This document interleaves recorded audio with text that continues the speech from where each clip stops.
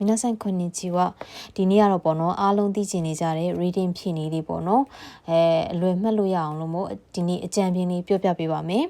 ဒါနဲ့စကားမဆက်ပေါ့နော်皆さんကိုမေးကြည့်ချင်တာ reading ကိုဘယ်လိုထင်လဲပေါ့နော်ကျမအနေနဲ့ထင်တာကတော့ရောက်ကြုံလို့ထင်တယ်ပေါ့နော်ရောက်ကြုံကပါလဲဆိုတော့ reading ဆိုရင်ကျမယွန်းလဲယွန်းနဲ့ကြောက်လဲကြောက်တယ်ယွန်းကြောက်မုန်းလဲမုန်းတယ်ပေါ့နော်အဲဒါကြောင့်မလို့ရောက်ကြုံယွန်းကြောက်ပေါ့နော်အဲ့လိုထင်ပါတယ်အဲ့တော့အဲ့လိုမျိုးကျမလိုမျိုးခံစားနေရတယ်နည်းနည်းယွန်းလဲယွန်းနဲ့ကြောက်လဲကြောက်တယ်ဆိုပြီးခံစားနေရတဲ့သူတွေရှိရင်ဒီနီလန်လေးကနည်းနည်းလေးအထောက်အကူဖြစ်မယ်လို့ယုံကြည်ပါတယ်ဒါဆိုရင်အတူတူလေးကြည့်လိုက်ရအောင်နော်Okay reading ဖြေတော့မယ်ဆိုရင်ပထမဆုံးလောက်ရမယ့်နံပါတ်1အချက်က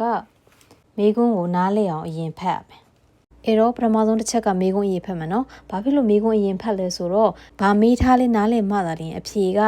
ရှာရတာလွယ်မှာပေါ့နော်အဲ့ဒီအတွက်ကြောင့်မလို့မိကုန်းကိုအရင်နားလည်အောင်ဖတ်မယ်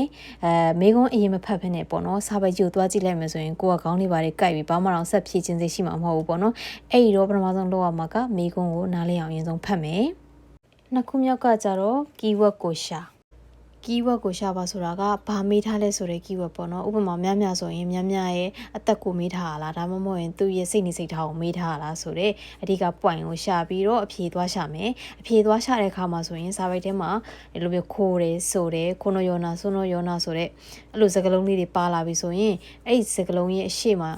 ရှိတဲ့စာကြောင်းတွေမှာပေါ့နော်အဖြေကတွေ့ရတတ်တယ်တကယ်လို့ဒီနောက်မှာစာကြောင်းဆက်ရှိသေးရဆိုတဲ့ပုံစံမျိုးပေါ့နော်ですが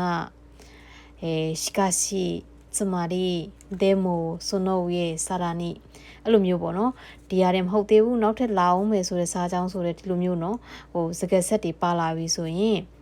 နောက်မှာပေါ့နော်ဒီစကားဆက်တွေရဲ့နောက်မှာပေါ့နော်အနောက်ကစာကြောင်းတွေမှာအဖြေကတွေ့ရတတ်တယ်ပေါ့နော်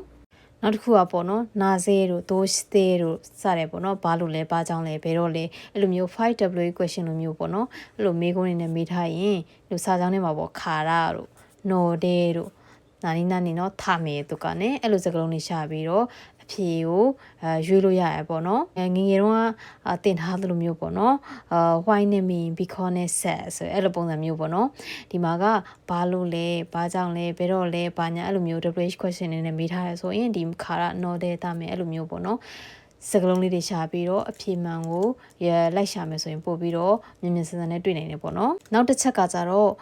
စာဖြေတဲ့အခါမှာပေါ့နော်စာရေးသူရဲ့အမြင်နဲ့ပဲဖြေပါကိုယ့်ရဲ့အမြင်နဲ့သွားမဖြေနဲ့ပေါ့နော်ကိုယ့်ရဲ့အမြင်နဲ့သွားဖြေမှားတာမျိုးဖြစ်နိုင်တယ်ပေါ့နော်ဥပမာစာပိုက်ထဲမှာစာရေးသူကကောင်းညီညီကဖြူပါတယ်လို့ရေးထားတာကိုကိုကဘာလို့ဖြူရမှာလဲအပြာပဲဟိုဆိုပြီးကိုယ့်အထင်နဲ့အပြာပါလို့သွားရေးလိုက်တဲ့သွားပြီးရွေးလိုက်ရင်အဲ့အမှားဖြစ်သွားပြီအဲ့တော့ကိုယ့်ရဲ့အမြင်နဲ့လုံးဝပေါ့နော်ကိုယ့်ရဲ့အတွေ့ကိုယ့်ရဲ့အမြင်နဲ့လုံးဝအဖြေကိုမရွေးပါ